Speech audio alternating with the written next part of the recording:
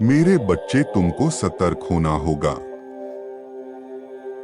तुमको किसी भी अंधकारमय संगत से दूर रहना होगा। यही सही समय है। परम पिता परमेश्वर तुमको अपना अलौकिक शक्ति प्रदान कर रहे हैं। ग्रहण करो मेरे बच्चे। तुम्हारे हर एक दुश्मन का अंत अब निश्चित है। मेरे बच्चे, परम पिता परमेश्वर तुमको ये भी बता दे। कुछ दिनों से मेरे कुछ बच्चे मुझसे ये सवाल पूछ रहे हैं कि हे पिता, मैंने तो आपकी इतनी भक्ति की है, पर फिर भी मुझे फल क्यों नहीं मिलता।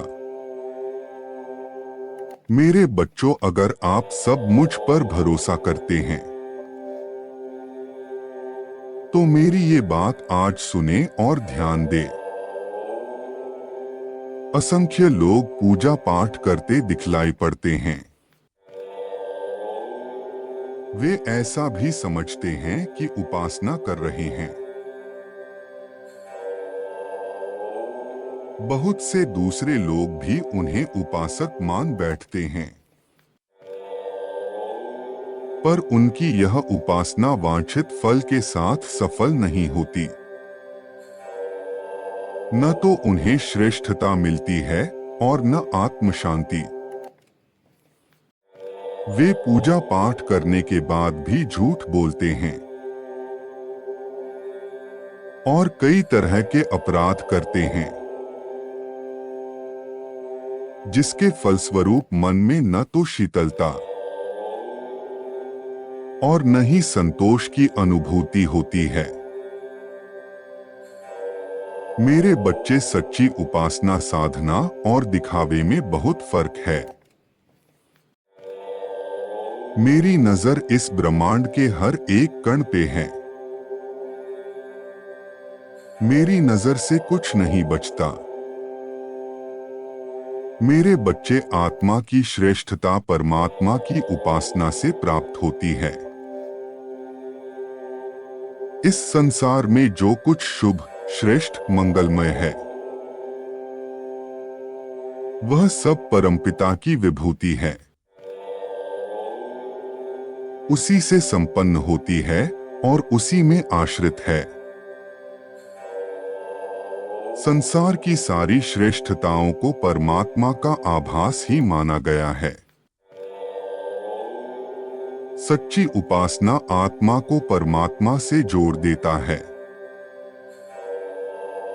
परमात्मा कहते हैं कि मेरे प्यारे बच्चों, तुम अपनी सारी चिंताएं छोड़ दो और सिर्फ अच्छी चीजों पर ध्यान दो, क्योंकि चिंता करने से कुछ नहीं होगा।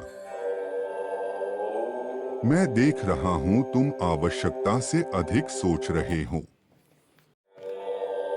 लेकिन समस्या उतनी बड़ी नहीं है जितना तुमने उसे बना लिया है। मैं सदैव तुम्हारे साथ हूं और सदैव रहूंगा, इसलिए तनाव मुक्त हो जाओ और गहरी सांस लो। देखो, सब कुछ अच्छा हो रहा है। जब तुमने किसी का बुरा नहीं सोचा, किसी का बुरा नहीं किया, फिर तुम्हारे साथ गलत कैसे हो सकता है। मेरे प्रिय बच्चे, जो मनुष्य मुझे जिस प्रकार भजता है, यानी जिस इच्छा से मेरा स्मरण करता है, उसी के अनुरूप मैं उसे फल प्रदान करता हूं। श्रेष्ठ पुरुष को सदैव पद व गरिमा के अनुसार ही व्यवहार करना चाहिए। वह जैसा करेंगे, सामान्य मनुष्य उसकी नकल करेंगे। उदाहरण के तौर पर, अगर कोई अधिकार पूरी परिश्रम से काम करते हैं, तो उसके कर्मचारी भी वैसे ही काम करेंगे। श्रेष्ठ पुरुष जैसा आचरण करते हैं, सामान्य पुरुष उसी को आदर्श मानकर लोग उसका अनुसरण करते हैं। संसार में जो मनुष्य जैसा व्यवहार दूसरों के प्रति करता है, दूसरे भी उसी प्रकार का व्यवहार उसके साथ करते हैं। मेरे प्रिय बच्चे, जो लोग भगवान का स्मरण मोक्ष के लिए करते हैं, उन्हें मोक्ष मिलता है। जो किसी अन्य इच्छा से प्रभु का स्मरण करते हैं, उनकी वह इच्छाएं भी प्रभु कृपा से पूर्ण हो जाती है। कर्म न करने का आग्रह त्याग कर यशप्यश के विषय में संबुद्धि होकर, योगयुक्त होकर कर्म कर, समत्व को ही योग कहते हैं। धर्म का अर्थ होता है कर्तव्य। अपने कर्तव्य को पूरा करने में कभी यशप्यश और हानिलाभ का विचार नहीं करना चाहिए। मेरे प्रिय बच्चे, बुद्धि को सिर्फ अपने कर्तव्य पर टिकाकर काम करना चाहिए। योगरहित पुरुष में निश्चय करने की बुद्धि और भावना नहीं होती। ऐसे भावनारहित पुरुष को शांति नहीं मिलती, और जिसे शांति नहीं, उसे सुख कहां से मिलेगा? सुख का मूल तो उसके अपने मन में स्थित होता है।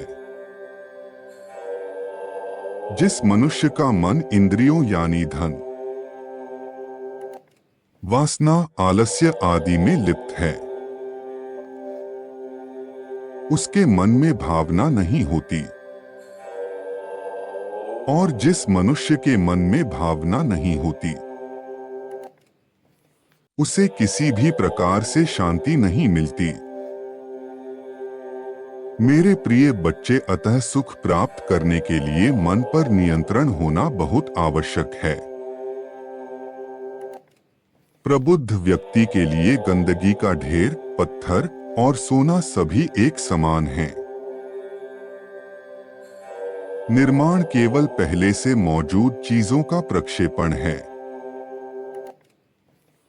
उससे मत डरो जो वास्तविक नहीं है। ना कभी था ना कभी होगा जो वास्तविक है। वो हमेशा था और उसे कभी नष्ट नहीं किया जा सकता। जन्म लेने वाले के लिए मृत्यु उतनी ही निश्चित है जितना कि मृत होने वाले के लिए जन्म लेना। इसीलिए जो अपरिहार्य है उस पर शोक मत करो। जो मन को नियंत्रित नहीं करते, उनके लिए वह शत्रु के समान कार्य करता है। मन मनुष्य की सभी शक्तियों का स्रोत है। मन की स्थिरता और शुद्धता से संकल्प को दृढ़ता प्राप्त होती है। इसके विपरीत मन की चंचलता विनाश को आमंत्रण देती है। जब तक मन को जीता नहीं जाता, तब तक राग और द्वेष शांत नहीं होते। मेरे प्रिय बच्चे, मैं तुम्हारे लिए प्रार्थना करता हूं कि तुम आज से तनाव मुक्त हो जाओ। मैं प्रार्थना करता हूं कि तुम्हारी द्वितीय स्थिति में सुधार हो। और मैं प्रार्थना करता हूं कि तुम्हारे संबंधों में मधुरता फिर से व्याप्त हो। तुम जीवन का भरपूर आनंद ले सको। मैं प्रार्थना करता हूं कि वर्ष के अंत तक तुम्हारे जीवन की सारी समस्याएं समाप्त हो जाएं और उन्नति प्राप्त हो। तुम्हारा परिवार सर्वश्रेष्ठ खुशी का प्रतीक बने। अतीत में जो कुछ हुआ उस पर कभी इतना ध्यान केंद्रित न करें कि आप उस बड़ी तस्वीर से छुप जाए जो परमात्मा आपको दिखाने की कोशिश कर रहे हैं। वह कुछ अच्छा करने को तैयार है।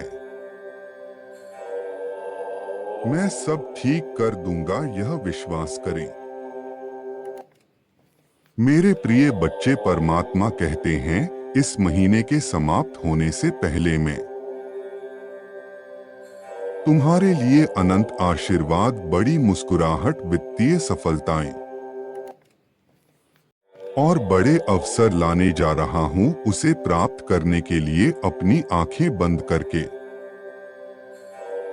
अपना धन्यवाद परमात्मा को प्रस्तुत करें और कहें,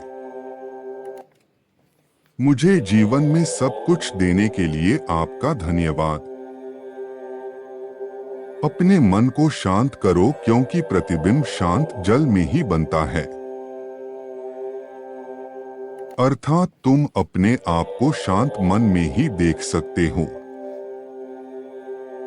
जिस पल तुम अपने हृदय में खुद को देखोगे, तुम्हें तत्काल सहायता प्राप्त होगी। इस दिन इस संदेश को अपने परिजनों के साथ साझा करें, ताकि आप आज एक पुण्य कार्य कर सकें। मैं जानता हूं, हर दिन अपने मन को प्रेरणा में भरकर कार्य करना कठिन है, किंतु तुम विशेष हो और मुझे विश्वास है तुम यह कर सकते हो। दूसरों को प्रकाश देने वाला सूर्य कभी थक कैसे सकता है। तुम अपने जीवन के एक शक्तिशाली अध्याय में प्रवेश कर रहे हो। डरो मत, तुम्हारे सपने सच होंगे। तुम्हारा कल्याण हो। सदा खुश रहो मेरे बच्चे।